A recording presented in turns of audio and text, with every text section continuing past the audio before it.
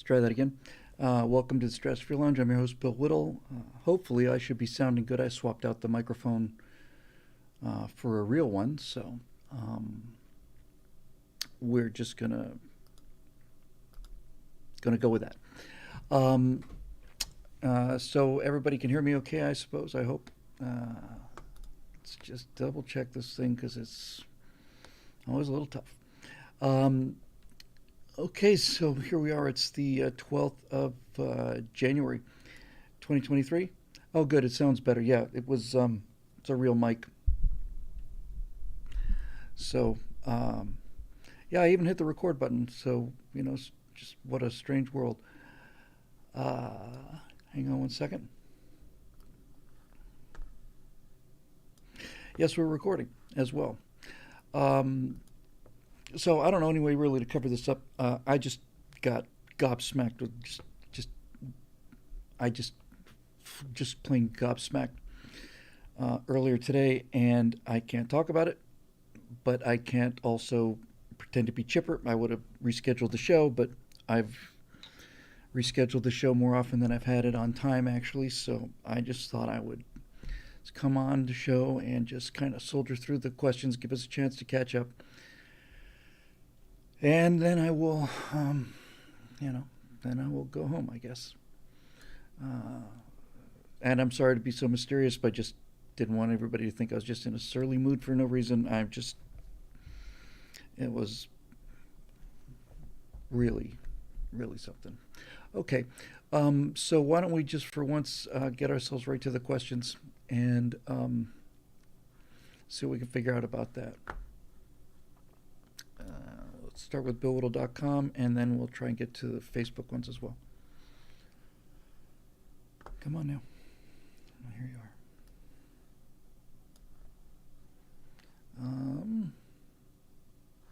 Hang on. Oh, if for the regular members, there've been some irregularities with the posting of the website. A couple of mistakes. Yeah, thank you guys, but no, this one's going to have to do on my own.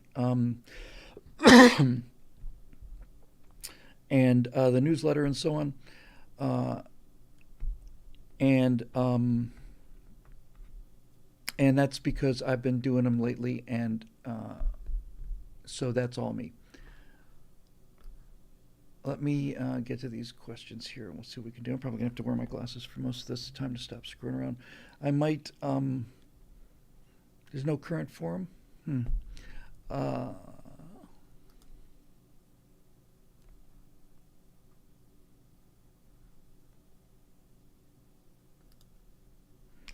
Sorry about the delay. Let's see what we got here.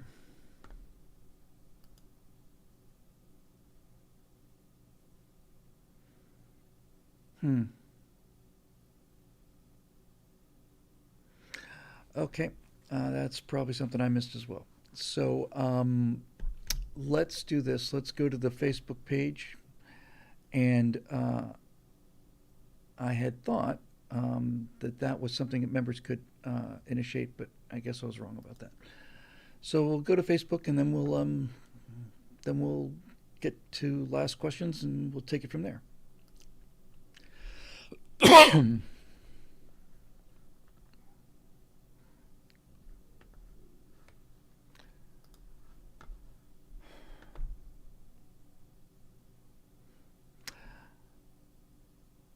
All right, let's see what we got here.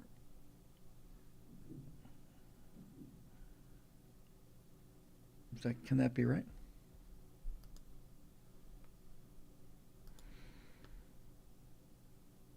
Oh, here we go. Okay, good.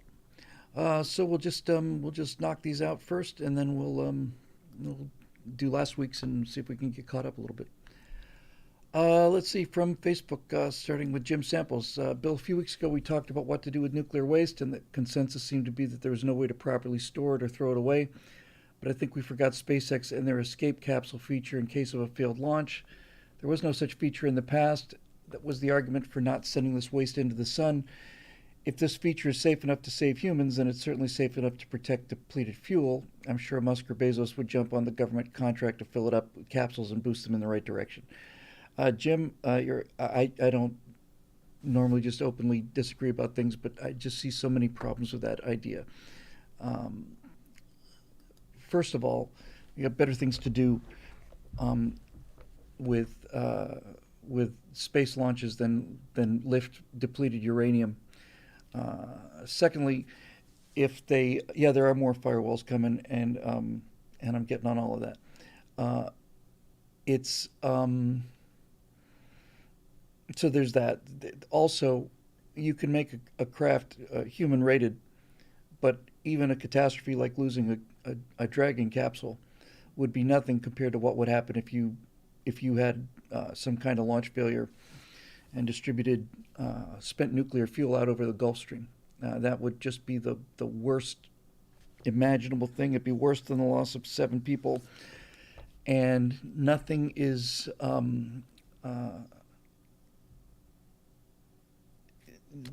I just can't see any reason to do it. The main point is that you don't need to do it, right? I mean, burying it underground, there's nothing wrong with that. That's a simple, easy solution, and uh, and what would probably be safe? Well, anything I think would be safer than putting it on a rocket. Um, but even if you didn't like the idea of burying it underground, the only thing I could think of that would be even remotely close is you wrap this thing in a gigantic concrete capsule and drop it into one of the subduction zones on the ocean floor where the plates are coming down. The Atlantic is widening, and obviously those plates are descending in certain areas. You could put it there, but honestly, you just bury it at Yucca Flats. It's no. The only problem I've ever heard with that was that somebody would say, "Well, somebody in the future might, discover it 100,000 years from now." That's not our problem. Um, this cult of safety and this, if there's any possible way that something could go wrong, then we just don't do it. Then it's just you. Well, this is what they want, because if you make it impossible to do anything because it's not perfectly safe, then you've got a stagnant society that's utterly dependent on its ruling class, and that's what the socialists want. So that seems to be it. Bob Knife, in episode 59, you answered the question, women. Any updates to this question from the last 8 years? None that I can think of. Um, Eric Blake, hey, peace and long life, image of Bill Whittle. Live long and prosper, Blake. So, in a, increasingly less recent episode, you went into a couple of Irish jokes, and I thought the second, more clean joke, the father looking for a parking space, that would be an interesting kickoff for a virtue signal episode. Reason being, the joke's theme of failing to give God credit is a sad pattern among far too many Christians in the Western world, Irish or not.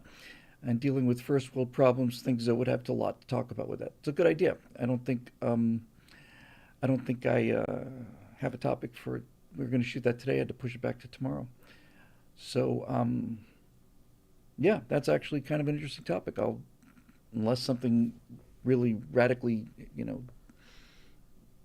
got to talk about it today thing comes up, then we will. I'll see if I can remember to do that. So that sounds like a great idea. Let's see, Steve Young. In light of the Brandon classified documents story, could you please retell your "Is Hillary Guilty" story about the National Records Act in United States Code 18? The classification of the documents means nothing. Just having possessions is a felony offense, and it's impeachable. Uh, One of the first indications that we were living in a post-truth era and a post-law era was when it became clear that Hillary Clinton had used her own personal email server. Um, and there are two laws on the books concerning documents. One of them, I don't have the exact code. Somebody can look it up, but it's out there. But basically, it says this.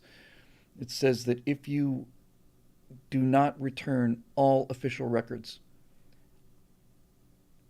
to the government when you're finished, that's a felony punishable by 5 years in prison and some kind of fine. If are discovered to have altered, tried to erase, tried to tamper with, cover up, or anything like that. In other words, the first one's if you make an innocent mistake. Second one is if it turns out that you are in fact doing this intentionally, and it can be proven that you tried to erase the disk, let's say, kind of wipe it with a cloth or something like that. Then that is a second felony, and that one is punishable by same period in prison and a fine. But that one has specifically built into the law that if you're guilty of that second offense, that of trying to alter something, then you are specifically by statute banned from ever holding any position in the United States government again. Period. Might be 3 years. I said 5, might be 3. So when the thing with Hillary Clinton's email servers started coming up, and everybody was saying, "Well, it's not classified." I said, "It doesn't matter if it's classified." Well, this wasn't a big deal. Wasn't a big deal. It doesn't. It wasn't that many. It doesn't matter either, right? So she's guilty of the first one, and looks like Brandon is, and maybe Trump is too. I don't know. But whatever presidential privilege applies to presidents, and there is some because they have to construct their presidential library and so on. So to the degree that whatever protection Donald Trump or President Brandon might have certainly did not apply to the Secretary of State. So once she admitted that there were emails, state business emails that she was doing on her own server, then that's the first one. And once it became clear that there had been attempts to erase those files, that was the second one. And it's a very simple statute. It's not complicated. It doesn't say intent. It doesn't say anything. It doesn't say, well, you got to prove that she meant to. No, it doesn't say that. It's just the law. It's a law, and it's right there, and it's got the legal code number and everything. And so there's no question whatsoever that she violated that code. And so there it is. And so this whole Comey thing, no reasonable prosecutor would take the case. Is just it's another flat out lie. It's not even a slam dunk. A slam dunk implies at least you have to have some ability in slamming and dunking. This is an automatic conviction. There's no question about it. Period. Right? None that she took these things home. None that she had her own server. None that she tried to erase them. Period. So no, they just ignored it. They just ignored it, and that is when I realized that we were living in a world where there are two justice systems, one for our rulers and one for the plebes. I saw something last night, just kind of randomly, in the recent Arizona election, which was totally fair and completely transparent. Maricopa County was still trying to count their votes 2 weeks after the election. And there was another county, I don't remember the name, but it'll show up real soon in the comment section here. There was a separate county, a rural county, low population county, and they refused to certify their votes because they said, if we certify our votes for our county, then that means we're agreeing with the system, and we don't have any confidence in what's going on in Maricopa County. And since Maricopa County is so much of the total vote, if they're not sure of the accounts, then we're not going to certify ours. If we certify ours, it's just the same as saying, yeah, whatever they did in Maricopa County is fine with us, which I thought was a profoundly good and fully constitutional, understandable, and as it turns out, brave situation. And then last night, I saw a video of the county commissioner saying, it's pretty much verbatim. He says, I am voting to certify the votes for our county, and I am voting to do this under duress and also, I guess, under duress. He said, the reason that I am going to certify these votes is because I have been informed that if I don't, that will put me in felony violation of law, federal law, and I will go to prison and I have to support my family, so I'm going to support these votes.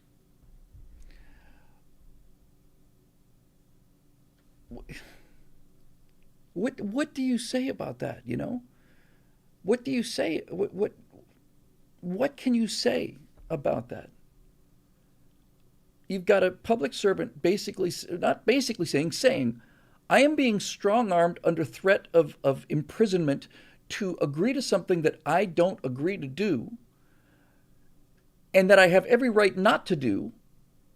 But if I don't do it, then big, powerful federal forces are gonna crucify me and my family. So there you go.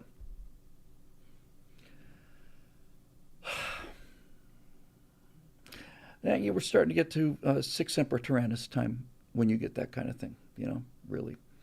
I also saw that another separate video that in California now apparently they've passed a law. Gavin Newsom has been pushing it through that says that you can that kids in California have a right to gender reassignment surgery. That the parents that even if both parents disagree, then it doesn't matter. If the child asks for it, then they get it. And if you argue about that, they send you to a dungeon. So, yep.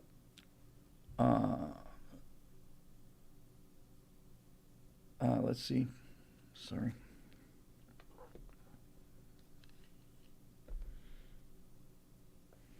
Lutheran Carnivore says, I predict that the rhinos in Congress will not bring impeachment charges against Biden.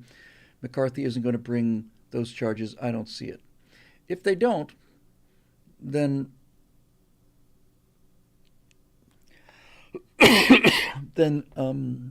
what does the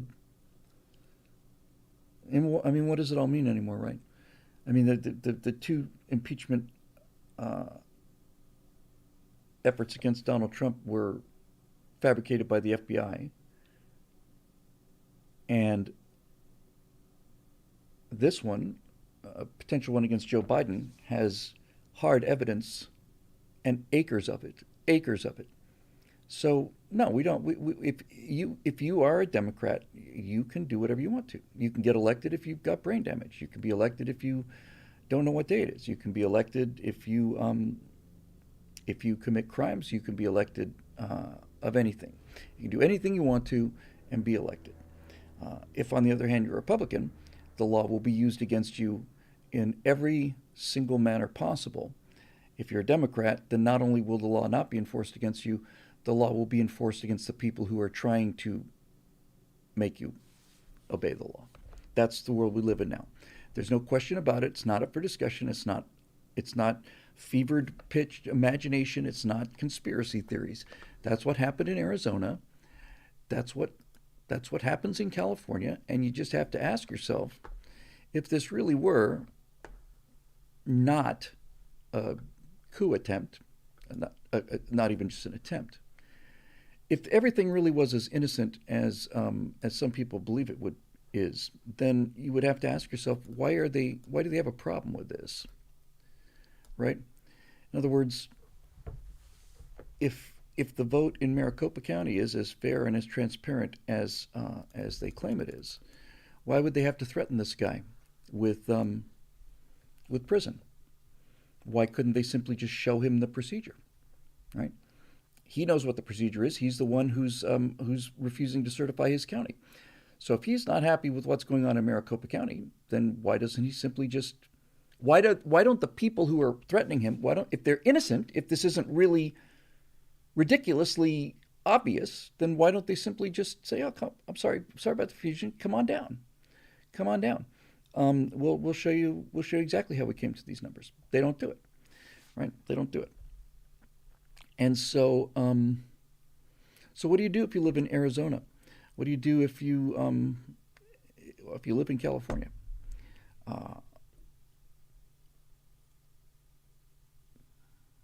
I mean, Florida is Texas has always been a bastion, and now Florida shows that you can turn a purple state into a conservative bastion if you if you really are determined to do it. You've got political courage and you're ready to do the ground game and work with people.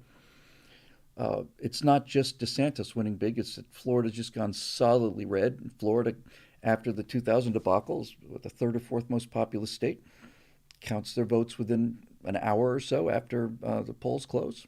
You get a reliable result that nobody's challenging. Nobody, right? Um, and so there you go. Um, Thank you, Republic Studs. Um, uh, if you can ask me that question again, I'm just a little off my feed tonight. The only thing that we have going for us now, uh, and it's it's a valuable ally. Um, we do have reality on our side. Um, just one second.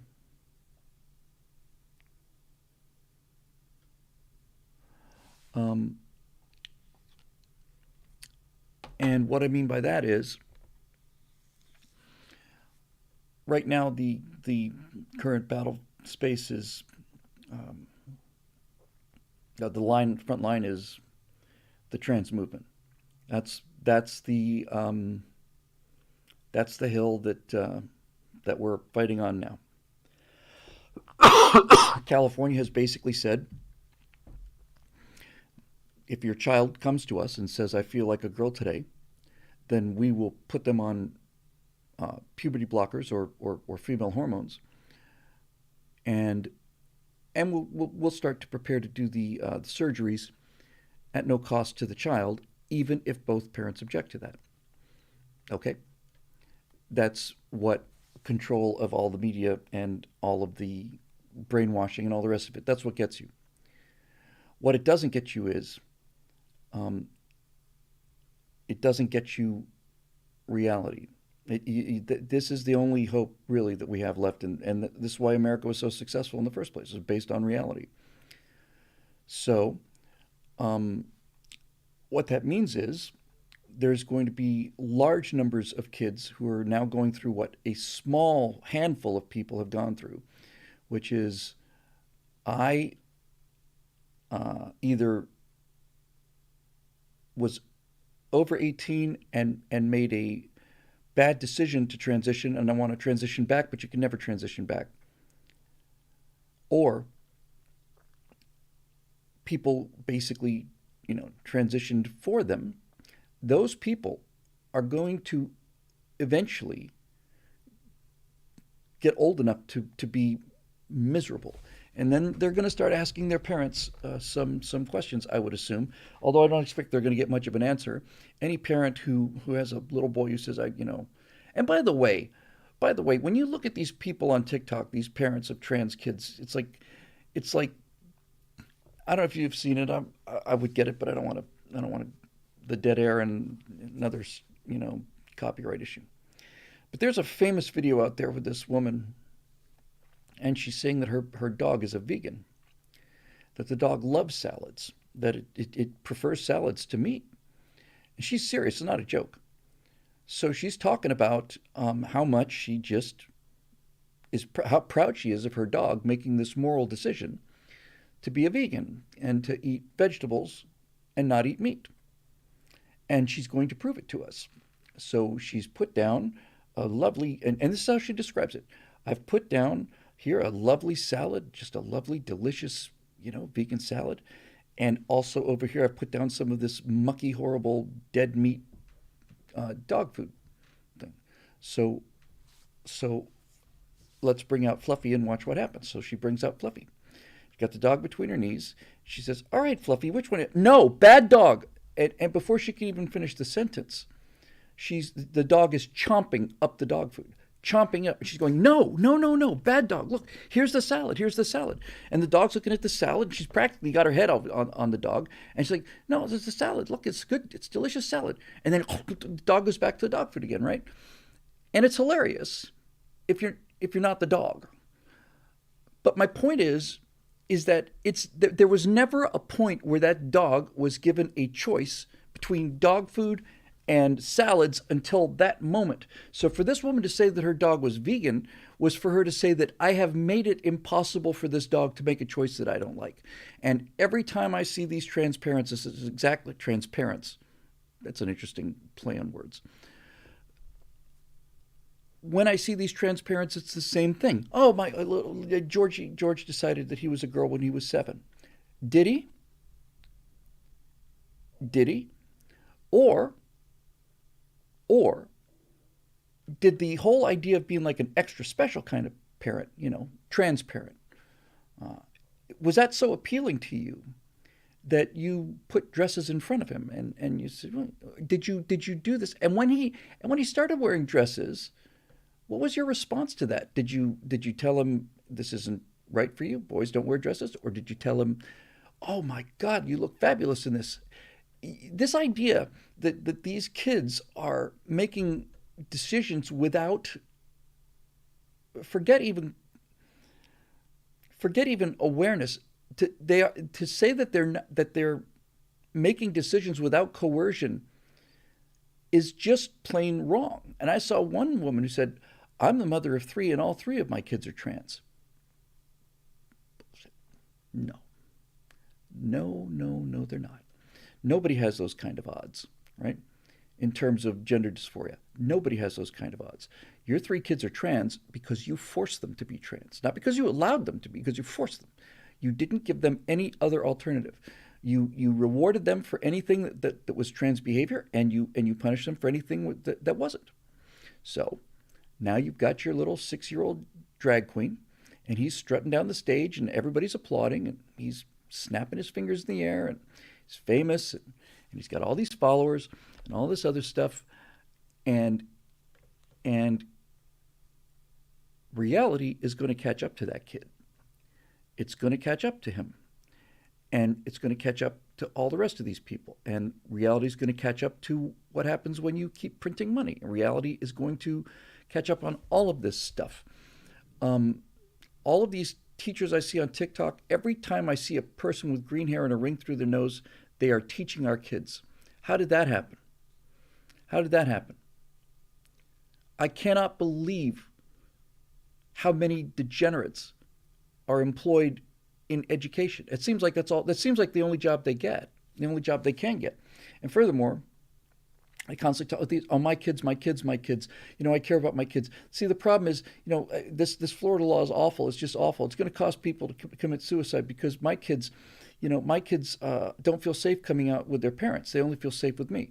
And that's why I tell them all about my boyfriend and or my girlfriend and why I'm not a boy or a girl, and on and on and on and on and on. And it's like, they're not your kids. You are bonding to them because you can't have kids, but what I'm getting at is that the maternal instinct or the paternal instinct has been so subverted by their ideology and by their headspace that they are utterly convinced that having kids is a bad idea. Now, some of them are genuinely homosexual. Okay, that's fine. But the idea that you would have kids is well, why would you have a kid? It's a chance to deny yourself an abortion, right? I mean, that's how they look at these things. Okay, so those instincts are still there, and they treat their kids as if the classroom kids as if they're their kids, and they will come out and say it. They're not shy about it. They're not shy about it. Our kids, my kids, come to me with their trans issues when they can't go and face them at home. Maybe your 5th grader or 3rd grader is just looking for some attention because you can't be a transsexual until you are a sexual, right? The fact that we're having this discussion in the first place is an indication that the whole idea is just batshit crazy. You can't be a transsexual or a homosexual or a heterosexual until you're a sexual, and you're not a sexual until you hit puberty. It's just not there, and for them to and so now they're saying, we're going to postpone the natural hormones that would sort all this out for you, uh, so that you can continue to be, playing this game in their head. And when I said when I said that the truth is going to catch up to these people, I mentioned this briefly in passing. It bears mentioning again. What is the end game? Forget about the politics. I have plenty good ideas of why they're being promoted this hard. But what about the end game? If you are a person who's all excited about being trans, you go through the hormone therapy and the surgeries and all that, what is it that you want? What is it that you want?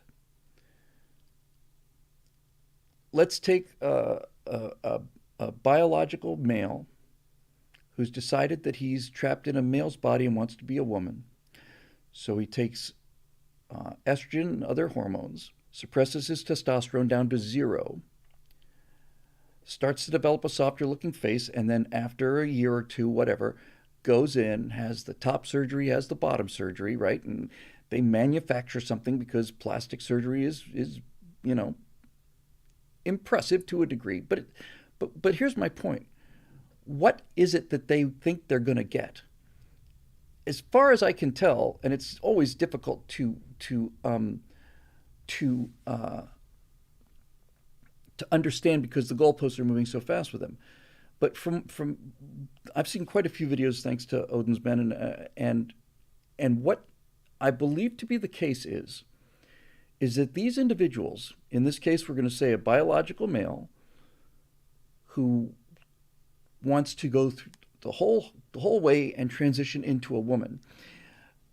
First thing they do is they insist that they are absolutely real women. The idea that they're not real women is anathema to them. They insist that they're real women, and they insist that they can have periods and all the rest of it. Okay, all right. What is it that they want? What do they want? The only way I can understand their motivation is that these men they want male partners as gay men would, but they want male partners as a woman. They want to be women for men, right? That's what they want. They're males. They're not interested in females in terms of being sexually attracted to them, but they are very attracted to the idea of womanhood for whatever reason. And so they want to have long-term relationships, long-term sexual relationships with heterosexual males. That is for certain. That's what they want. They want to be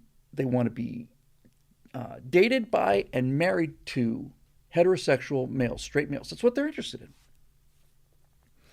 And you can hear them again and again and again and again and again trying to talk you into it, right? If you're not willing to date a trans woman, then you're transphobic. Well, then get me a T-shirt then, right? And they will continue to up the political pressure under the assumption that this is something that they can get, because now we're really onto it, right? These people have gotten, this generation has gotten everything they ever did a temper tantrum for, they've gotten. And they only thing they know how to do is if they cry and scream loud enough, then people will basically back down and give them what they want. And right now, we are in the stage where they are crying and screaming about how they want to be treated as women. And a big part of that is their demand, not their request, their demand that they be treated by straight men exactly the way that straight men would treat women.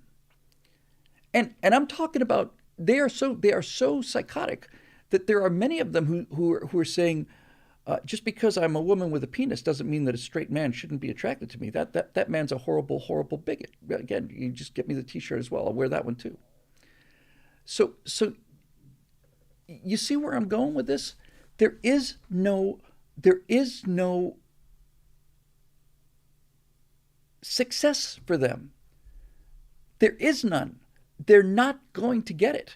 They have seen what temper tantrums will do, and they've seen what peer pressure will do, and they've seen all of the social engineering that's going on, and so on and so on and so on. But the one thing they will not get, because they're the ones who claim it themselves. They claim they're born this way. Okay, straight men are born that way too. So are straight women, um, and and so are gay men, and so are gay women, and that's the argument. And so they are trying to talk you into their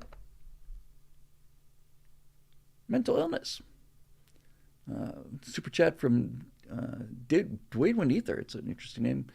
You also have men that want to be lesbians. It never works out. Yeah.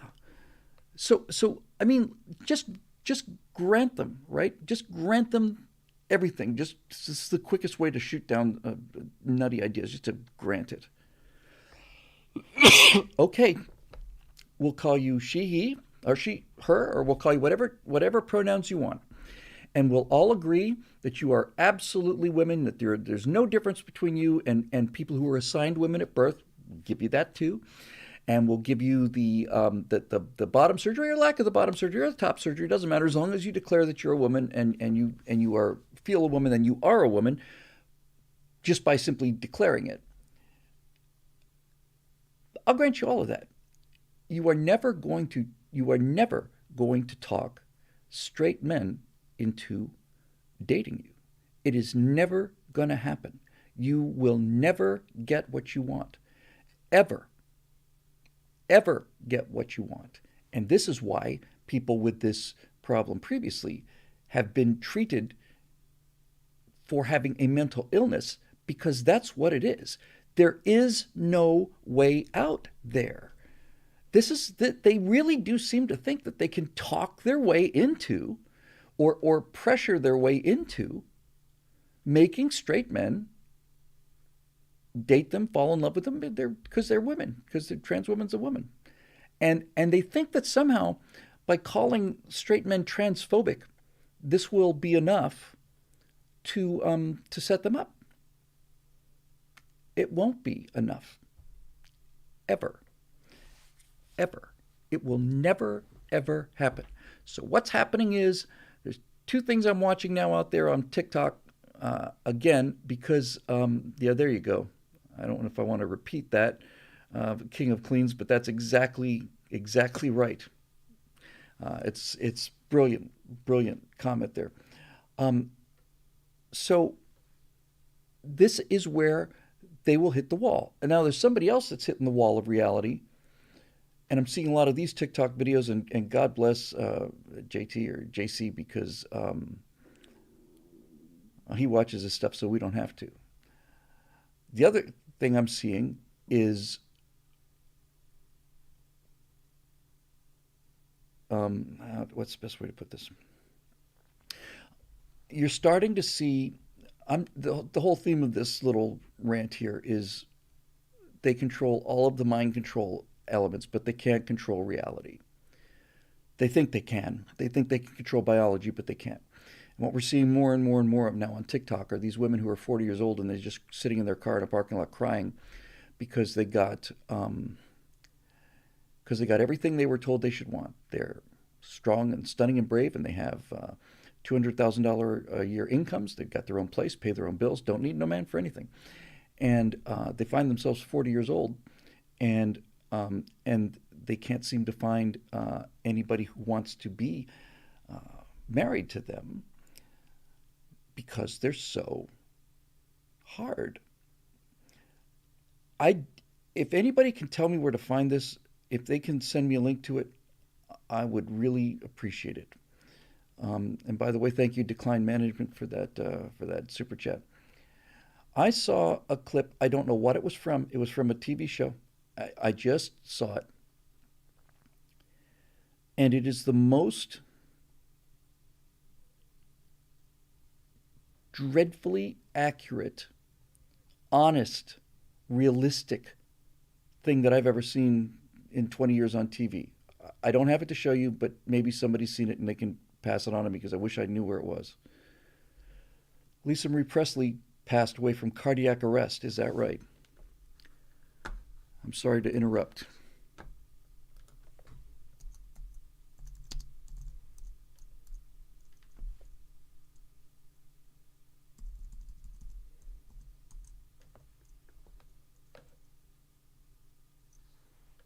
Yep.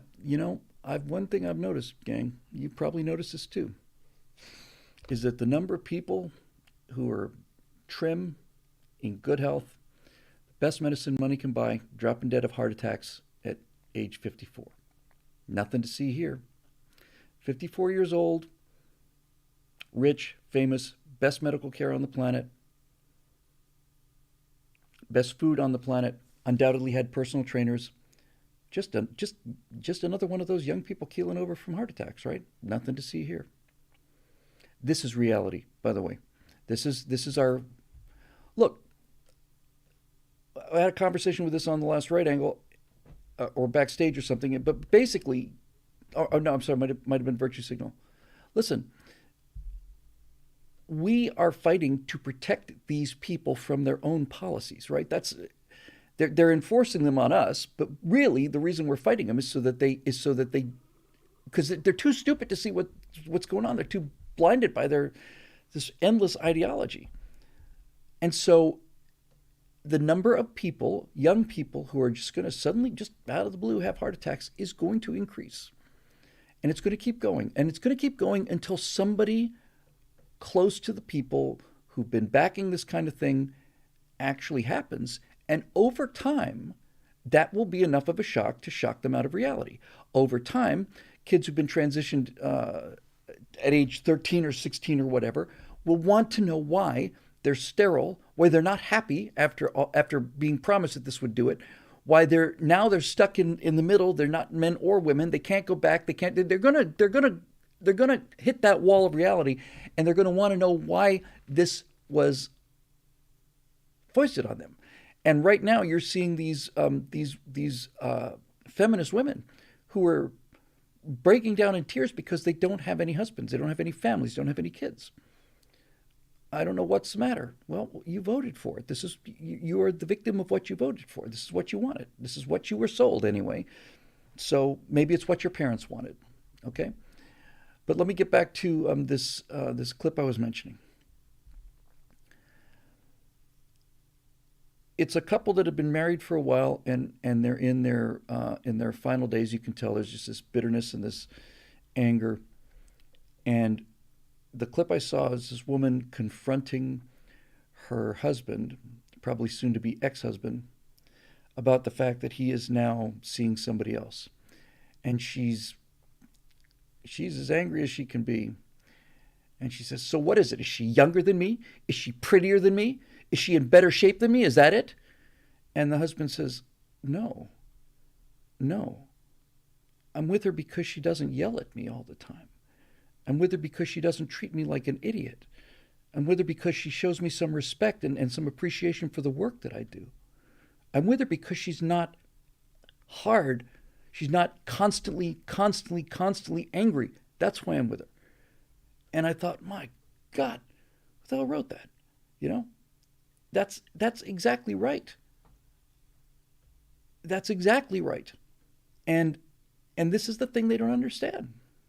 And so you're getting this thing called passport bros, right? Passport bros.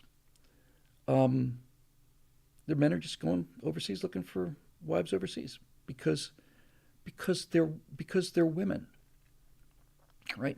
They're female, they're feminine. Conservatives don't have this problem. That's why we're happier than they are. Conservative women don't think it's degrading to be married. They don't think it's degrading to raise kids or be a stay-at-home mom. And many conservative women obviously have careers as well. But conservative women don't have this problem. But these people do. And this is why you get feminist writers writing characters like Admiral Holdo on Star Wars, or that other woman on Picard, which I'm not even going to mention, being ST, because it's just not. They think that being a man being a leader is, you will do what I tell you. You will follow my orders. It's like, you haven't got the faintest idea what men are about, or how or why they work. So George says that's why companion robots will be a problem, and kids born today are probably going to have to deal with them when they're older. Yep. But, and this is why we just have to hang on, gang.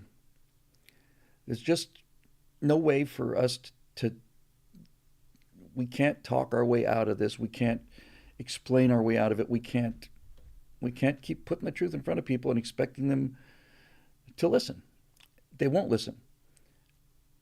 Their minds have been surgically closed and cauterized. And the only thing that's going to get through to them is their own internal pain. They're going to have to hit their own bottom. And that is going to be unpleasant. But every day, more and more of these left-wing women. These are the people who vote for these policies, by the way. Black families, Hispanic families, they're generally more conservative than white conservative families. It's single women that have voted all of this stuff into play. And they're the ones who are most miserable right now. And as they get older and older and older, they're going to get more and more and more miserable. They're going to find out that the cat is not really my baby. It's not really my baby. It's your cat. It's lovely to have a cat. I love my cats, but I don't consider my children. So, yeah, CP Tome says, and when the self-induced famines hit, do not give them your food. Man, if I ever have to show up on a short notice in Texas or Idaho or Florida or something, some conservative state, and I get stopped at the border, I'll say, I have an AR-15 and a shovel. I'm willing to shovel. I will do hard manual labor. I will work every day just for the food, and I will never participate in any of your internal electoral things. Well, Bill, you're a conservative. No. I just I would just like to eat. So this thing is going to hit. Road Rider says very because my cough is very worrisome. It's annoying. Road Rider. So when I was a kid, I had bronchitis when I was 15, and for some reason it damaged that cough sensor. So even though whenever I have any kind of a cold or anything that gets into my lungs at all, the lungs clear out after 2 days, but that little trigger just stays there, and it just won't go away. Nothing to cough against. I don't need to cough. It's just it's just that thing. Anyway, and that I went to a doctor about this, and he said it may have something to do with acid reflux too. So we'll see. But thank you for the concern. So anyway, yeah. So reality's striking them, hitting them. The third thing out there, besides the feminists, the trans, and so on, the third thing is the body positivity crowd trying to convince you that you must date somebody who's 500 pounds, and if you don't, then you're fat phobic. I guess that's 3 T-shirts I'm going to have to buy now, right? They really think they've been so conditioned that racism is the worst thing you could be, much worse than being a murderer, right? So they've been told their whole life by these left-wing teachers in their entire lives. They've been told being a racist and being a misogynist or being part of the patriarchy is the worst thing you can do. And so they think that other people feel that way too. And so when you hear these 400, 500-pound women talking, mostly women, men as well, but mostly women, talking about this whole thing about fat being unhealthy, it's just invented. It's not true. Body positivity thing is all about the BMI is meaningless. I'm much healthier at 500 pounds than I would be if I went on a diet to get down to 150. Thank you very much, Edward. Appreciate that. They're trying to talk you into dating them. And they think they can talk you into it by accusing you of being fat phobic. And if fat phobic doesn't work, then, and I'm watching all this stuff unfolding in real time, then they will say that being fat phobic is actually based on racism, that it was racism that created this image of a 400, 500-pound person as being something that belongs to black people. Well, I looked at photos of the slaves that were working in the American South prior to their emancipation, and slaves, generally speaking, are not fat people, right? But that's what they're doing is they're walking up their own grievance. They're trying to walk it up to DEFCON 5, right? Okay. They're walking it up to DEFCON 5. If you don't date me, it's because you're a racist. That is the worst thing you can be. That's grounds for cancellation on the spot. If you don't if you don't want to date me because I'm 500 pounds, that's because you're fat phobic. And the reason you're fat phobic is because fat phobia is tied to racism. And so you're not only fat phobic, you're also racist. So there you go. Um, and this is why I keep saying that this is why we just have to we just have to tuck in. We have to just we just have to do that armadillo thing and let this fire. I'm sorry, DEFCON 1. I should have known that day, big buddy. Um, we just tuck up and get in our little reflective blankets and just hunker down and let this fire burn itself out without causing us fatal damage. That's what we have to do. Because this thing is going to hit the wall of reality. Reality is not going to go away. That's my ultimate refuge of sanity, is that they cannot talk reality away. Cody Fett says for a super chat, thank you, Cody. Bill, I've seen for years more and more people saying that polygamy is desirable. You might want to write down a note about that for the future when it gets brought up in public.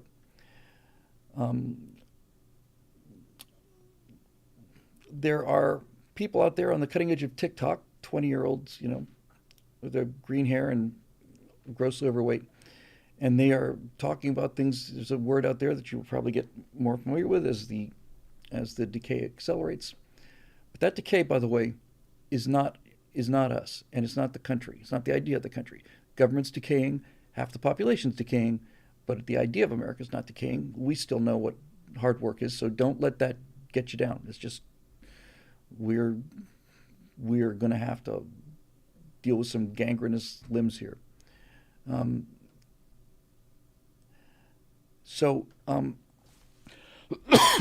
my gosh, I just lost my train of thought. Oh yeah, just let this thing burn out.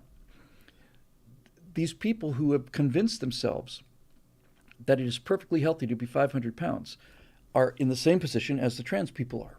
And that is that they think that they can guilt us into doing what they want us to do, which is date them while they're 500 pounds. They think that they can guilt us into leaving the seat dividers up on airplanes. They think that they can guilt us into all of those things. And they're about to be, well, they're in the process of being quite shocked. I really spent a lot of time wondering how could they be so delusional? And then I realized, when have they ever been told no? When has anyone ever said no? They've never been told no, ever.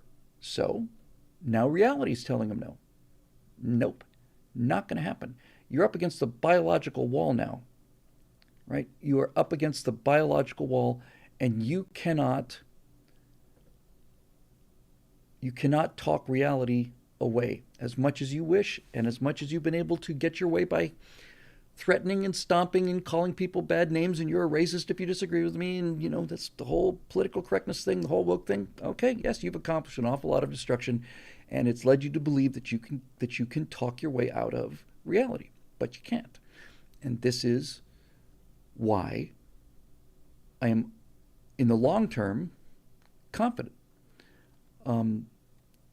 because we are a reality-based philosophy. I remember when they used that term reality-based community because they thought religion meant that everybody was, just walking around delusional. Turns out that people with religion apparently are much, much, much better adapted to live in this world from an evolutionary point of view. If you want to go down that road, at least, yes. So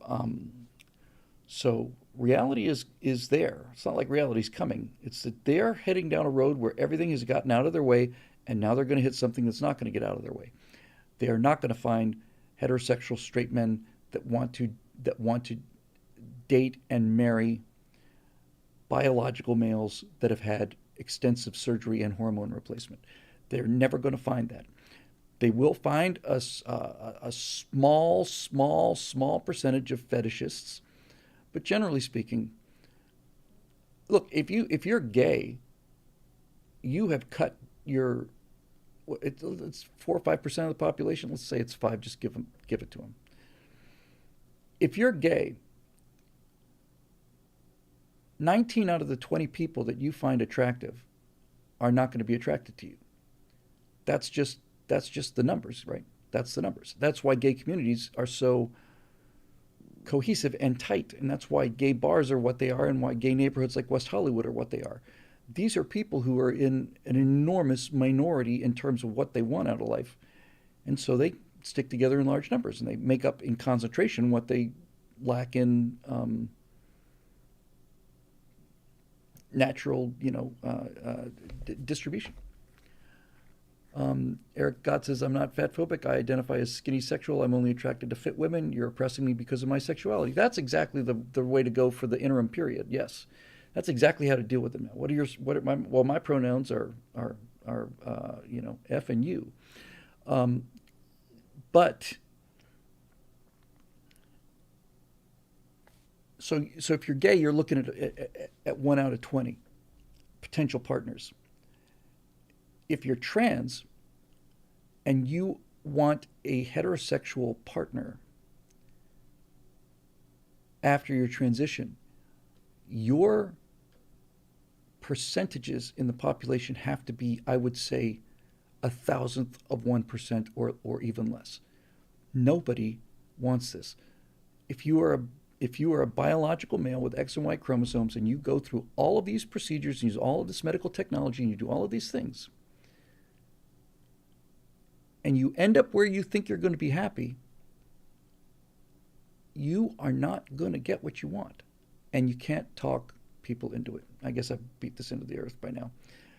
Brendan Allen, thank you for a $50 super chat. Bill, when are you going to get your own tab on DW, Daily Wire Plus? I don't know. Pretty soon, I guess. I think I mentioned on Monday night's show, I've got, I'm on the fourth script now. And I saw the rough cut for the second episode, and they did an incredible job. The set and the costuming and all this other stuff. So the whole opening of the Cold War, not of the new series, of the Cold War, it's getting produced and getting ready to go out the door. The whole opening is me in a late 50s office. Got a rotary phone, I've got a scotch and a cigarette and an ashtray, and I've got, an AM FM radio, and I've got, what to do in case of a fallout posters on the wall. And so they put together a really great montage. These guys are very, very talented. And I'm looking at this opening montage, and it's like, start the thing, it's written and presented by Bill Whittle, produced by so-and-so, executive producer so-and-so, edited and so-and-so and so-and-so, and I finally just called him, wrote him an email, said, guys, I never really had to deal with this before, but I got to tell you, I think my credit's just getting buried here. I'd like to have written and presented by Bill Whittle on the title card. They said, no problem. What scotch? It probably wasn't even scotch. It was probably just iced tea. That's how props work. And so they said, yeah, okay, great, no problem. So to answer your question, when I get my own tab on Daily Wire, I assume it's going to be pretty soon. I would hope. And they've done an amazing job with that. Thank you for the super chat, Marky Mint. Pointing up to something. We're number one, I guess. If there was something you're pointing to, just let me know. Anyway, let's see if we can.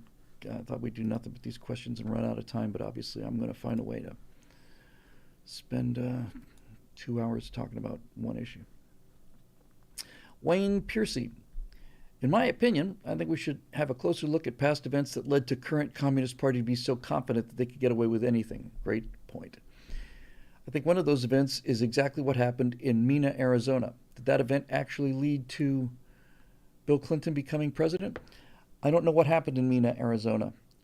If anybody does, I'd like to hear it. But in my mind, it's clear to me on much reflection that this problem didn't begin with Obama the way I thought it had. This problem began with the Clintons. This is when things started to really that's when things really started to rot. Uh, I don't know where did I put that other comment thing? Oh, there we go. Sorry. It's the Clintons. And we knew it going into it. Mena, Arkansas. Oh, I said Arizona. Might have said Mena. What happened?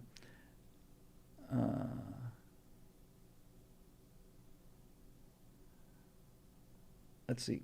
I'm sure it's something that the Clintons did. Um, and it's not like we didn't know, right?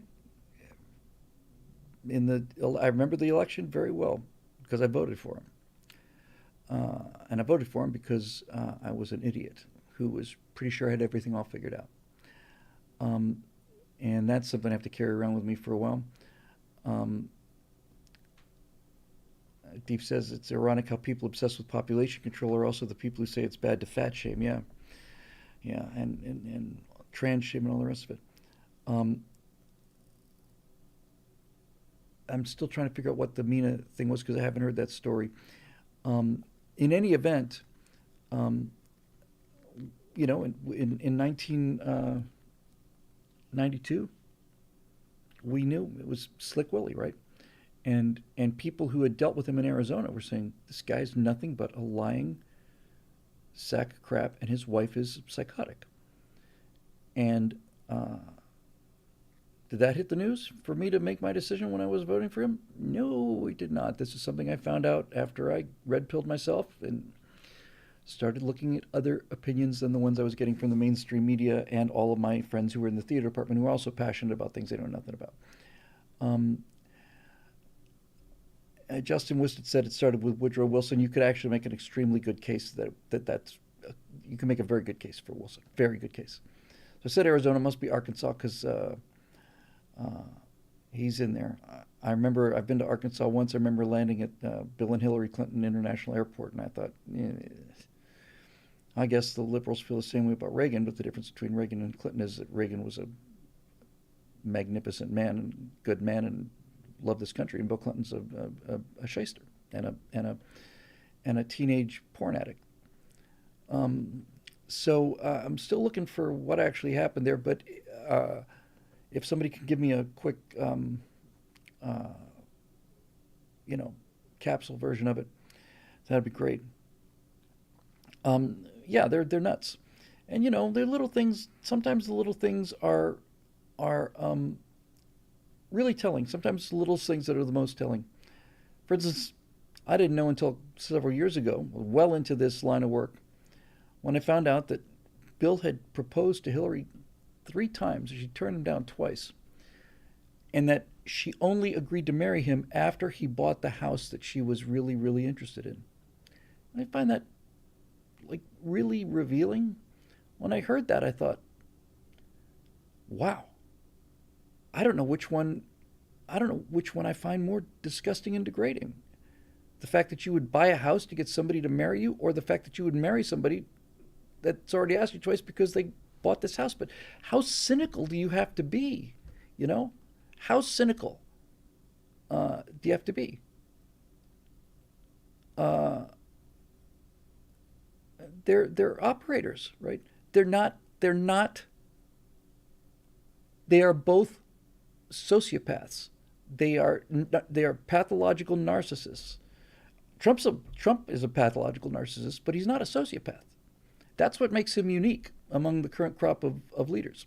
And Reagan was neither, because Reagan could laugh at himself, and people who can laugh at themselves they're not nuts. They're ambitious or they're driven or whatever, but they're not narcissists. Narcissists cannot laugh at themselves. Obama's a narcissist.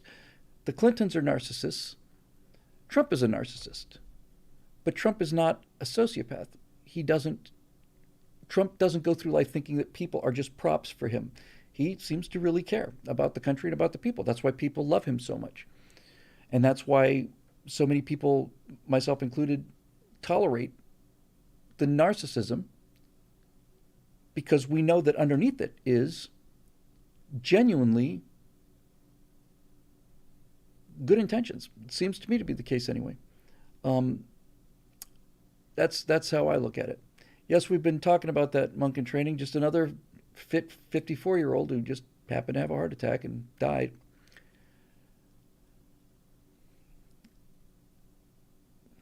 Guys like Fauci and Biden and all the rest of this stuff are riding on a thin layer of oil that is allowing them to slide past law and past reckoning. And Hillary will probably die before justice is served to her, although I cannot imagine anything that would have hurt Hillary Clinton more than losing to Donald Trump. That's something I get some Schadenfreude out of. Um, yeah, and Eric Blake says he agrees with me. He says Trump's a narcissist who actually cares, a rare combination and a valuable one. The narcissism gives him a massive confidence boost that he can and will get it done, and it also means that Trump is he's too narcissistic to care what other people say about him, and now that's a positive quality, you know. He's not thick-skinned, by the way, right? There are people who are thick-skinned. People you could just say Reagan was thick-skinned. You could say anything you wanted to about Reagan, and they did, and just bounced off him because he didn't care. He knew who he was. People go after Trump. It gets to Trump. It needles him, and it affects him. But he's not a sociopath. He knows that people have lives, and having spent the last 3 months of my life or more now, probably 4 or 5 months of my life, living in the Soviet Union during the Russian Revolution and inside gulags and execution chambers, the entire communistic idea is mass sociopathy. The people are not people. They're just simply rounds of ammunition. They're problems. They're just it is a psychopathic, sociopathic belief system. And the people who are attracted to it manage to overlook that, and that tells me something about those people. You know, I'm going to wave the Soviet flag. You killed 20 million of your own people. That was Stalin didn't do it right. What allows you to overlook that? If you know what allows you to overlook that? What is it about this that you need so much? Well, envy and laziness. Those are powerful motivators. So anyway, let's see what we got. Steve Deese says this is Lutheran Carnivore says Steve Deese is right that we should have a Nuremberg 2.0 trials for COVID tyrants, and we will. We will. That tipping point is going to occur, and eventually, you won't be able to hide all the bodies. And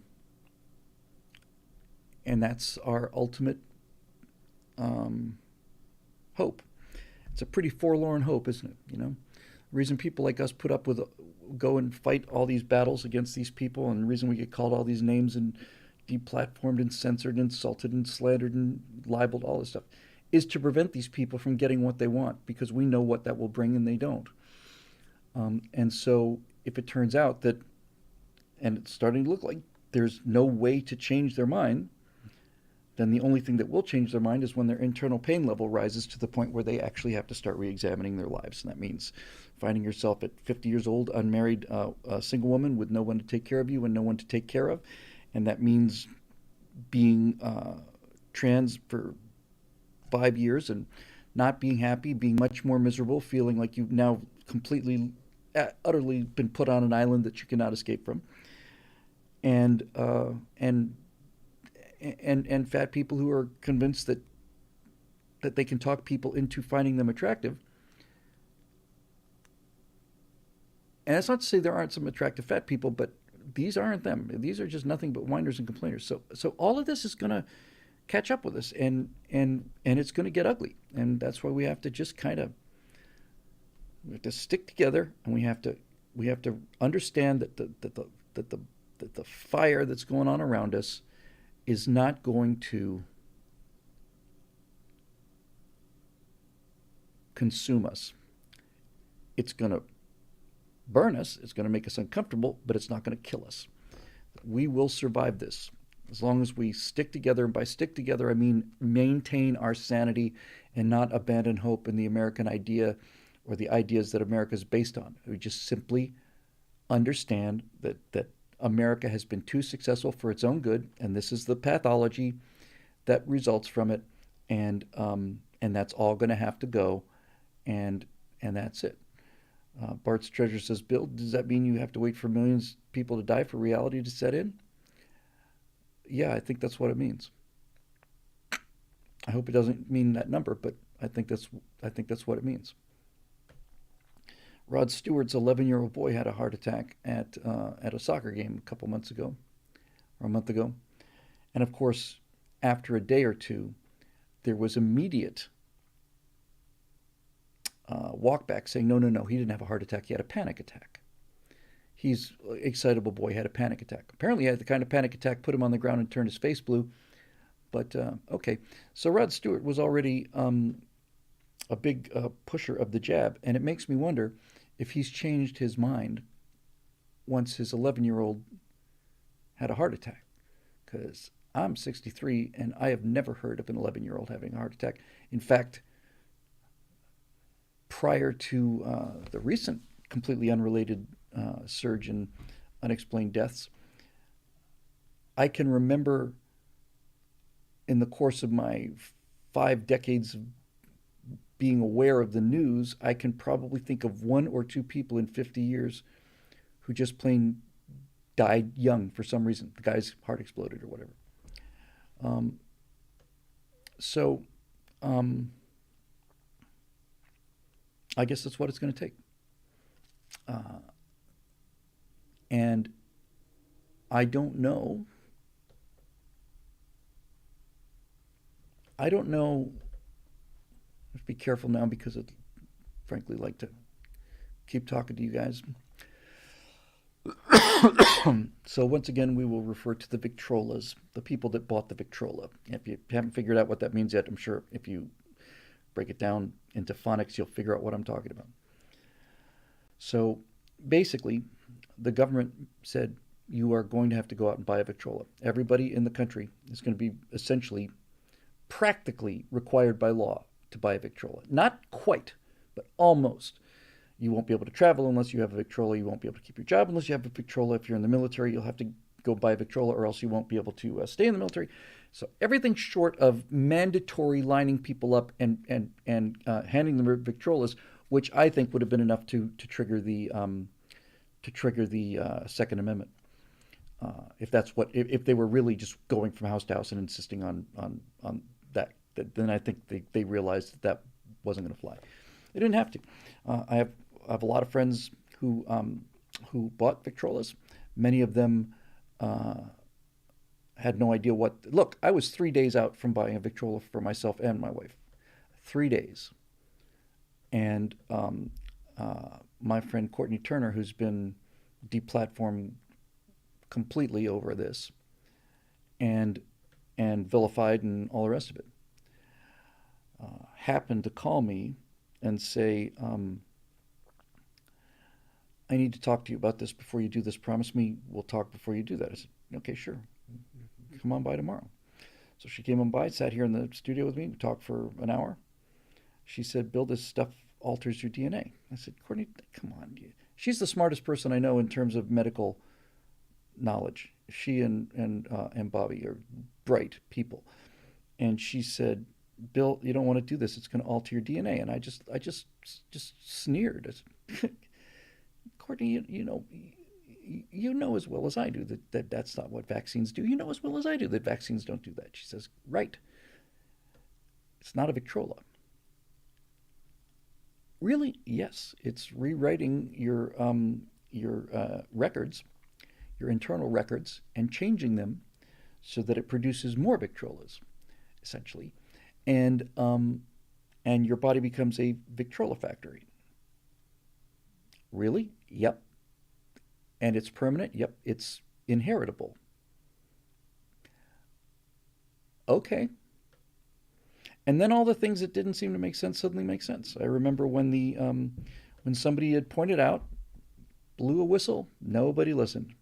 Somebody had pointed out, they did screen grabs to show it, that the Center for Disease Control had changed the definition of what a Victrola was from something that is a serum that provides immunity to something that is a serum that produces an immune response. And if I get a splinter in my finger, that is also producing an immune response.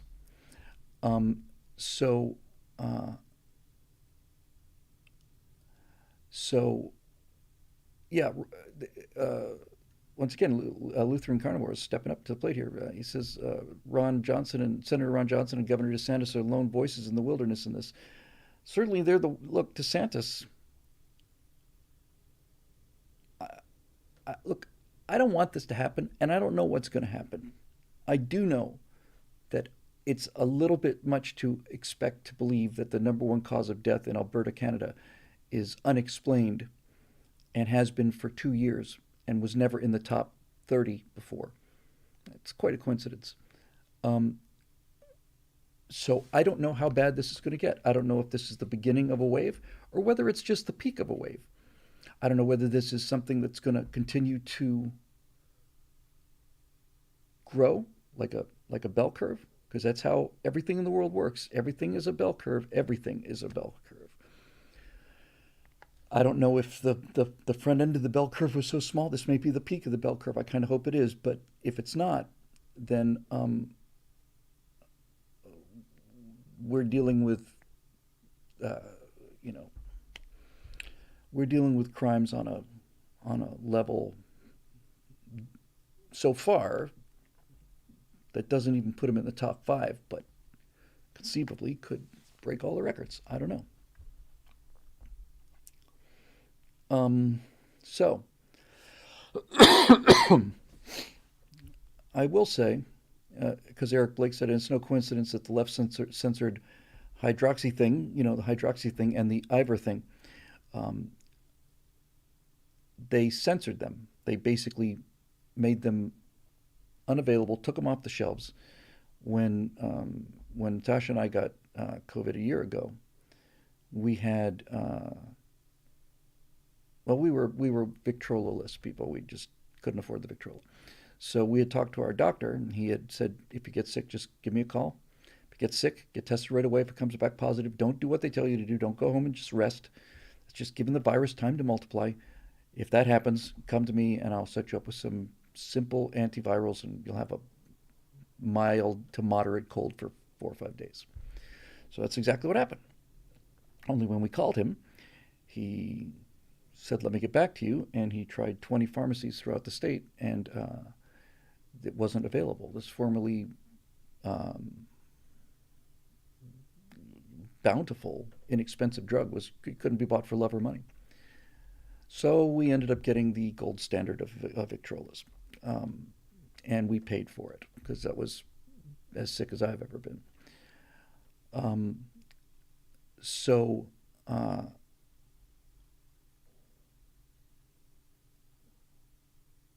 don't know where it's going to go from here.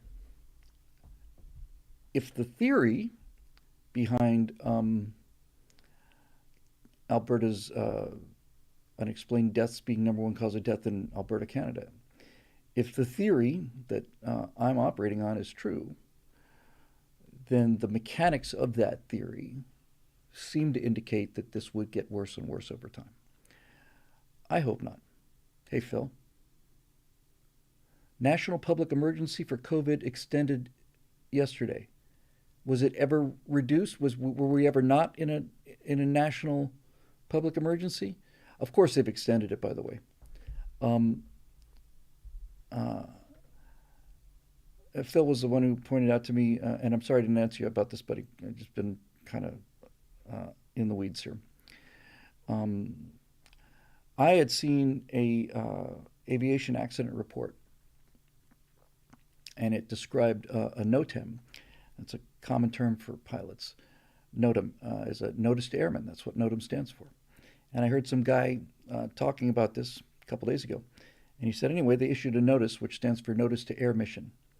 And I thought, that guy doesn't talk on the aviation channel. He doesn't even know what a NOTAM is. And then Phil told me, no, it's been changed. It's been changed. It's no longer a notice to airmen. Now it's a notice to air mission. So you don't want to change the acronym because everybody knows what a NOTAM is. But apparently, notice to airmen is exclusionary and hateful. So, so it's now a notice to air mission. At least we still get to say NOTAM. If somebody in aviation can explain to me one change, it's not related to anything we just talked about, but if anybody can explain the reason for this, there was an instruction, common instruction in general aviation, virtually routinely, whatever. I'm going to let that through there, Mr. Tomes, because what the hell? Again, this is not related to, I don't think it's related to the woke insanity. But one of my favorite radio calls as a private pilot, you would, when you're in a run-up area, which is off close to where you get on the runway to depart, area off to the side. You don't do this in jets because jets have essentially one moving part per engine, but in internal combustion engines, you don't. So prior to taking off in a conventionally powered airplane, you taxi off to the side. Well, if you want to live, if you want to survive the experience and be an old pilot, you taxi off to the side, and it's a open, clear area for this, and there's usually plenty of room under there. Although sometimes you have to get in there pretty tight. And you go off the side and you do what's called the run-up. And basically what you do is you stand on the brakes and you take the engine up to probably 80-90% total power, and you're looking for any kind of hiccups, and then you take one of the dual electronic systems offline, and it's working a little less efficiently. You turn it back on again, and you take the other one off, and it goes down a little bit and comes back up again. If it drops too much, you got a bad electronic system, you should go back to the hangar. This is called the run-up. And we did that every flight. So you would finish with the run-up, and then you would taxi to the hold short line. Now, that hold short line is actually a laser force field that will slice right through you, because if you put the nose of your airplane over that line, you will hear about it. That hold short line is, and rightfully so, the most important marker on the airport. Nobody crosses that line without permission. Nobody gets into that without permission.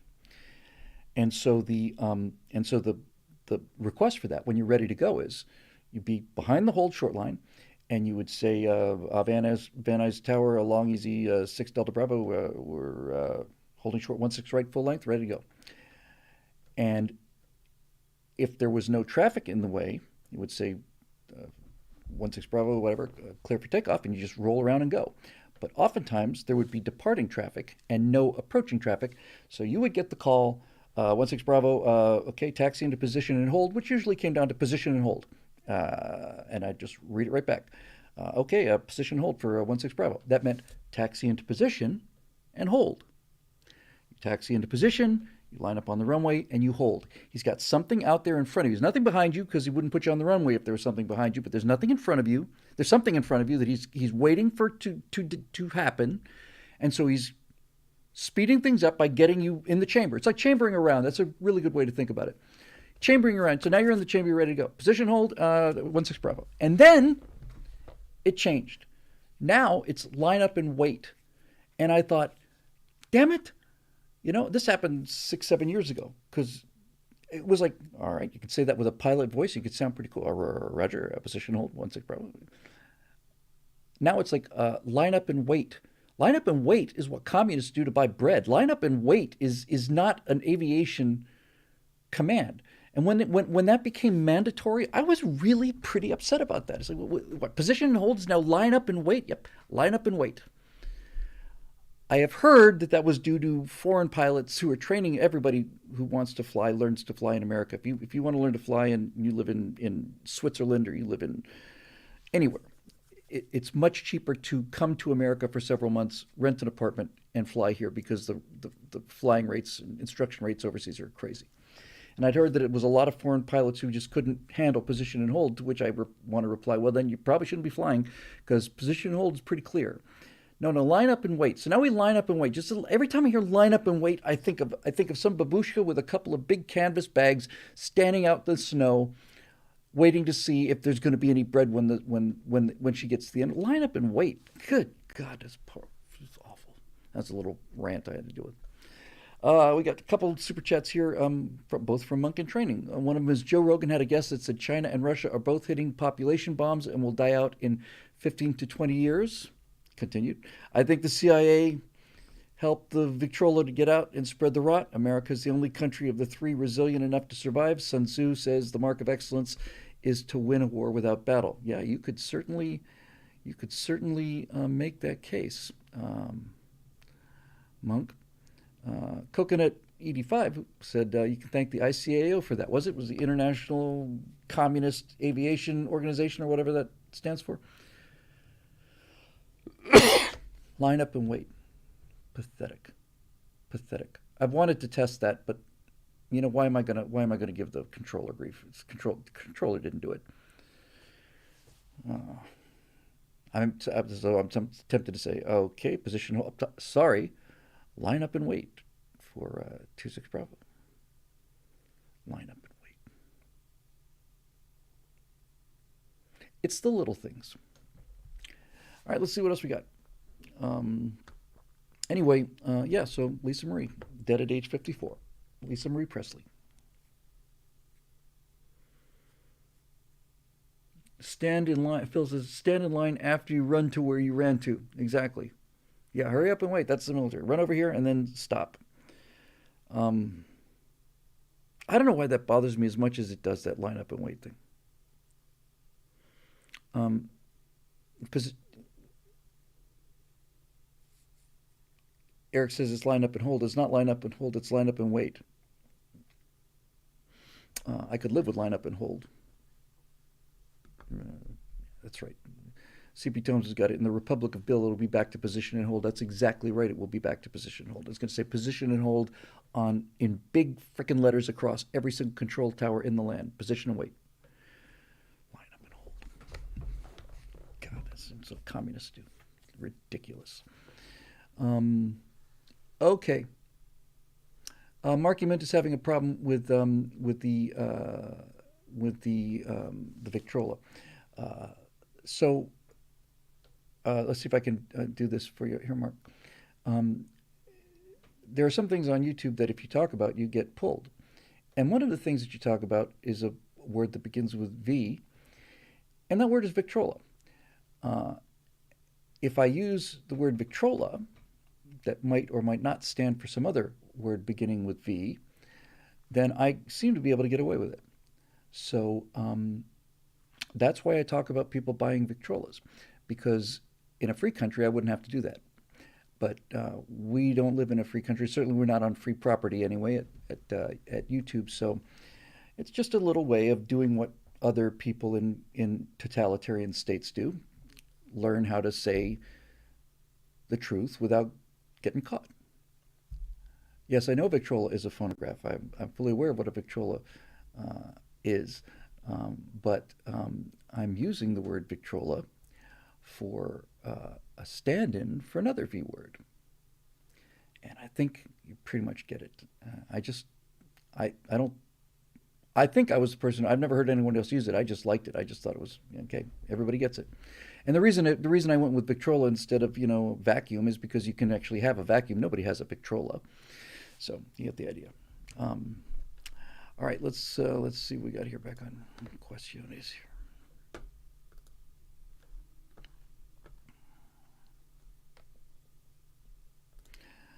Eric Blake, we've got two of them. Hooray. Quick question, Bill. Take your time, Eric. Got nothing but time tonight. The McCarthy-led House has included in its agenda a ban on all congressional insider trading. Frankly, if I recall correctly, all congressional stock trading, period. Honestly, it's a long time coming, ending a big rules for thee but not for me, but I got to ask, could the real problem be how Congress banned insider trading in the first place? Why should it be illegal for a private investor to trade on information they had that happens not to be public? Isn't that just like forcing great runners to slow so that everyone has a chance? That's an interesting argument, and I actually thought about that, Eric. It's like, okay, well, you work for a company, you got information, take advantage of it, get rich. Kasima, I'm sorry. Kasama 001, thanks for the super chat, says line up and wait bothers you because it's another erosion of tradition. It is. It's an erosion. I don't have any problem with change. When change is positive, I'm right there. If you had told me 6 years ago, 7 years ago that we would recover rockets, I was a space plane guy. I thought you're out of your mind. And now I look at this and it's like the fairings on the last mission. They're literally the least expensive thing on the vehicle. In fact, it is by I'll bet by an order of magnitude or 2 orders of magnitude, the least expensive part of the vehicle is this thin aluminum shroud that basically covers the satellite so while it's going through the atmosphere, it's protected. So they're not only recovering all of the rocket, they're recovering the frickin' fairings. And I realize that is why he's succeeding, because he has a commitment to it it's not an engineering box to tick, it's an ideal. It's an ideal. And when I found out that he was recovering these fairings and the last mission had flown one fairing had flown 6 times, another one had flown 8 times, you could certainly afford to replace the fairings. They're not terribly complex things. They're essentially just sheet aluminum with a couple of ribs in them, right? But the fact that they're recovering them is telling me he means it. And a good example of this is, whoa, Astronerd for the win here, I think won the internet for the night. He said also, a Victrola has a needle. I had not thought of that. So, famous story about this kind of thing is that when Lindbergh was getting ready to do the solo flight across the Atlantic, in the spirit of St. Louis, his enemy was weight. Anything that weighed something was stuff that he could have had fuel. The plane can only lift so much. In fact, if you ever watch the takeoff footage of the Spirit of St. Louis, he runs the length of the field, and it's a long field, and he clears a hedge by about 3 feet. That plane barely got off the ground. But every second the engine's running, it's getting lighter and lighter and lighter because it's burning fuel. So anyway, he knew he had to carry as much fuel as he could, and that meant that since the plane can only lift so much weight, anything that wasn't fuel, he had to get down to the bare bones minimum. And what Lindbergh did was he took his aviation charts, which are, big old charts like this, have a little white border about that wide around the outside edge, like any other printed thing. It's got a little white border. He cut those borders off. He cut them off to save weight. And you think, what's that, an ounce, maybe 2 ounces? Yes, exactly. It's an ounce or 2. But that attitude went across everything. And that's why he did what he did. That's why he did what he did. So I'm not against change at all. I think change is wonderful. I'm just against change that gets worse. And line up and wait is worse than position and hold. So I'm against it. If they'd said something cooler like that, like cooler than position and hold, like, let me think here.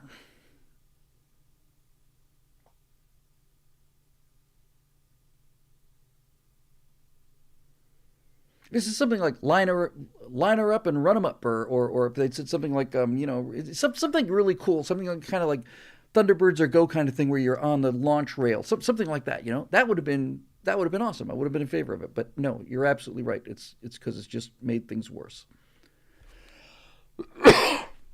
CP Tome says someone said throw it up in the air. If it comes down, it's too heavy to put on an airplane. That person was Burt Rutan. That's a famous statement of Burt Rutan's. He said, if you're building an airplane, a simple way to test if the part is too heavy is to throw it in the air. If it comes back down again, it's too heavy. And Errol Burns says, watch the ounces and the pounds will take care of themselves. Exactly. So, all right. Let's see. We got back to Eric's question. I don't think we got through that. I don't remember. I blocked it out.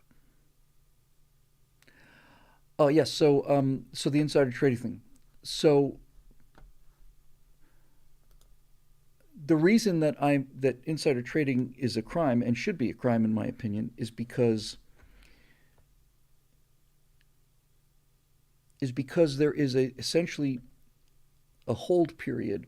You have information that is not accessible to other people. If that information was accessible to anybody, then it would be simply a question of who got the information first. But it's not an even playing field. It's not like anybody can get that information. You have information in advance of what something is going to do in the market. and you have knowledge of either legislation or maybe some hidden big negatives that are going to come cause this thing to be worth a lot less than other people think it is, and that information is privileged information that you have, and so insider trading is in fact not fair. It's not a question of everybody just work to your maximum potential. It is a genuine case of I'm all about starting from the same starting line. That's equality of opportunity. Everybody starts behind the same starting line. But insider trading starts you 40 yards down the patch. And I'm again that. So there you go. Let's see what we got here. Eric Lake again. Hey.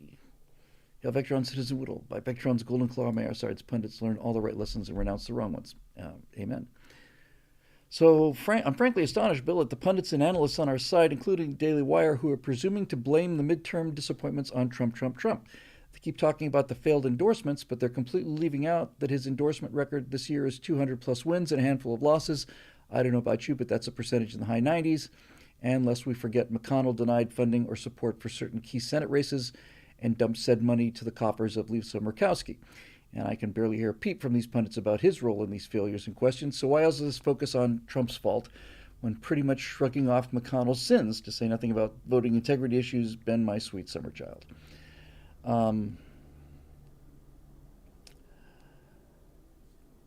I think that there are a number of people who are Trump supporters who are Trump supporters by necessity, and I think their threshold is lower.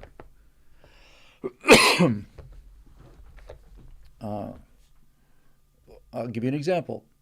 2 days before whatever the election, 2 or 3 days before, Trump called DeSantis desanctimonious, and that lowered my opinion of Trump. Didn't lower my opinion to the point where I blamed him for everything, but that was good night, Rich. That was I just didn't see any reason for that. Um, and and so a lot of people, I guess, are look. A lot of people just would rather see DeSantis run, and I personally think I think there's no question he'd do a better job in office.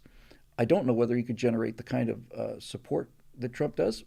On the other hand, his negatives are not nearly so high, so he probably could. I think DeSantis, if he ran, he could win. I don't see any world where DeSantis and Trump run at the same time. I just don't see it. I think, yeah, exactly right. Eric Gotts is a violation of the 11th commandment. Right on.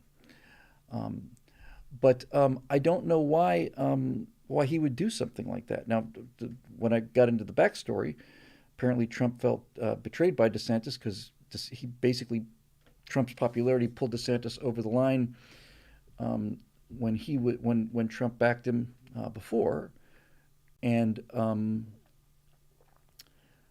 apparently DeSantis didn't show enough deference in Trump's opinion, and all this stuff is to me incredibly childish. But nevertheless, there it is. Let me go back and look at that question again.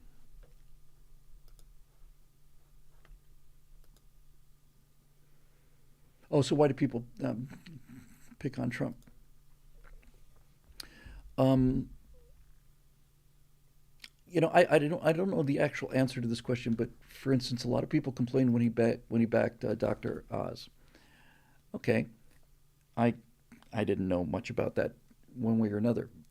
And this is a serious question. I just don't know the answer to it. If somebody can help me with this would be great. Um, did did Trump encourage Oz to run, or did he simply back Oz once Oz had decided to run? Uh, Herschel Walker ended up not being such a great candidate too. But what look what seems to have happened, and I'm not counting Arizona. Uh, in fact, we're at the point now where nobody really knows what actually happened. That's what mail-in voting will do for you. But um,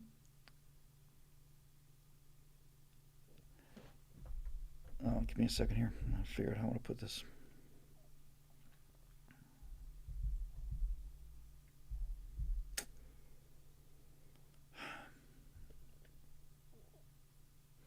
Okay, so I guess what I'm trying to say is if the results can be taken on a national scale as more or less accurate, uh, then the left showed up in a big way, the way that we did after Obama's first term. It wasn't enough to let them keep the House, but they showed up a lot more. And the anecdotal stories, the story on the word on the street is they showed up over the abortion issue, which didn't seem like was going to happen because it wasn't really on the radar. It didn't seem like in polling it was making that much of a difference. But I never really judge success or failures in elections by what the other side does. I always judge it by what our side does, right? Certainly, a number um, of people uh, didn't show up. Conservatives. I don't know whether they thought, well, okay, they got Roe overturned, so what's the point? But certainly, we didn't get the turnout that I thought we were going to get, and I was disappointed. Everyone was disappointed. And the only answer I have to that is, okay, the beatings will continue until morale improves. That's the only thing you can take away from this is that the beatings are going to have to continue until morale improves. It wasn't so it wasn't so painful yet that people were not able to get over their buying. I'm going to buy the brand. Now Clint B says abortion, no, it's the mail-in ballots. Look, I completely agree that I prefaced by what I said by saying nobody knows. But the mail-in ballots are everything. And McConnell is is a catastrophe. These people, it's not like speculation. I have people who were in the room who heard Mitch McConnell and Mitt Romney and all these other people saying they would much rather see Hillary Clinton president than Donald Trump. It's just really uh, it's so obvious. It's kind of shocking. All right, here's a question. Here's a request I cannot ignore. Um, uh, Dave Malton says, "Bill, go pet your Gorn's head. I want to see how big it is." That seems like a reasonable request. So hang on a second.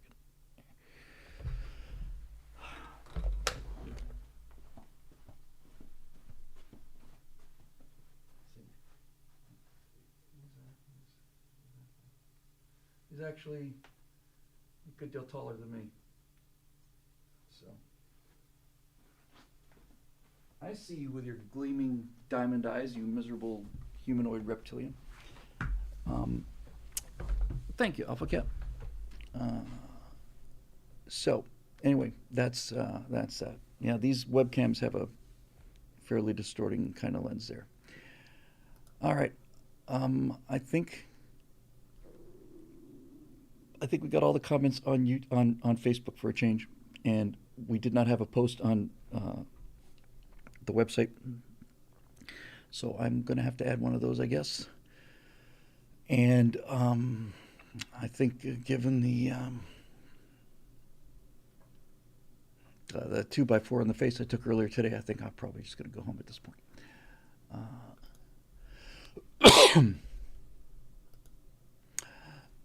So I think that'll do it. Um, we will be back again on Monday, and I think, and when I say I think, I mean we're not going anywhere. I may have to reschedule, but you never know. In any event, I'm hoping to be here on Monday. Expect to be here on Monday. What happens to last week's questions not answered? Didn't get to them. I just got to because we didn't have a new thing, so I had to do that and blah blah blah, and so yeah, we do what we can. Um, it's just best way to think about questions uh, is I'm standing next to a raging flood and I've got a rope and there's a bunch of people getting washed away and I throw out the rope and I catch as many people as I can catch, but I can't catch everybody, and often I can't catch most of them. I'm just afraid that's how it goes. Eric Gott says, Bill, you should at least consider going on Tim's show. I would love to go on Tim's show. I think Tim is awesome. I expect, frankly, on this subject, because this has come up a lot, I expect that when I finally get this new series ready, and conceivably for when the Cold War drops, but certainly for the new one, that the good people over at Daily Wire will use some of their astonishing muscle and get me on everybody, conceivably on the Joe Rogan show too.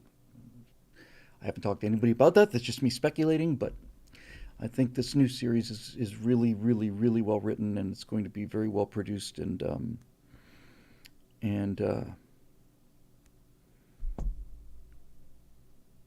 yeah. So um, okay, that'll do it. The show's made possible by the members at BillWhittle.com. We're constantly grateful. I don't know if we're going to do a heavy Falcon Heavy live stream. I'd like that to become. I'd like to think it's so routine now that I don't know. I'll see. Um, in any event, yeah, the show's made possible by the members at BillWhittle.com, and and to those people, we're very, very grateful. And to the rest of you, you can go pound sand. Now, we're grateful to all of you. Anybody who sits and watches this, better man than I am. I find that these full-length episodes are useful for people who are having trouble sleeping or might, for some reason, need to be put into a medically induced coma, have some kind of bad reaction to opioids or whatever. So it's not that they don't have any place at all. Okay. I will see you guys presumably on Tuesday, and if not, I'll see you here next Thursday, but Monday rather. I'm sure I'll be here Monday. I fully expect to be here Monday. I'm not going anywhere. I'm sitting here writing until I drop, so until we get these things out the door. Thanks again for joining us, and oh, Dwayne Case with a rating party of 37. What a terrible pity. We're just closing the doors now. Just sorry. Now I know it's 3 minutes to midnight, but I'm sorry, we just have to. We got bar backing to do. We gotta do the catch up and all that other stuff. So I'm afraid we're closed. All right, thanks for joining us, and we will see you soon. Where's that damn button? Oh, there it is.